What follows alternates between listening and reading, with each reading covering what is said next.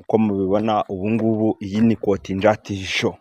Ubu turi mu kagari ka Bubangu mu karere ka Rulindo umurenge wa Murambi.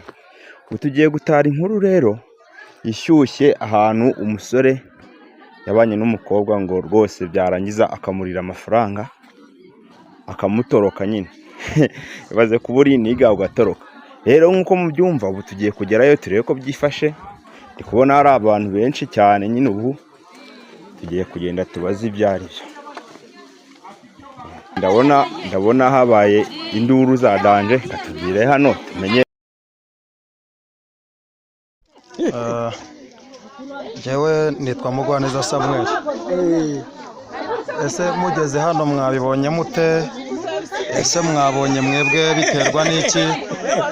Ese mwabonye aba bantu koko barabanye nk'umugabo n'umugore nk'uko babivuga? Yewe nahaje nyuma. Yego. Ariko nabonye umugore n'umugabo.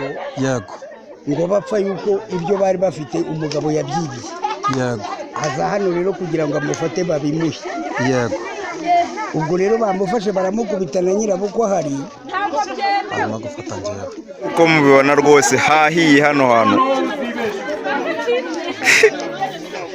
Nagushyizemo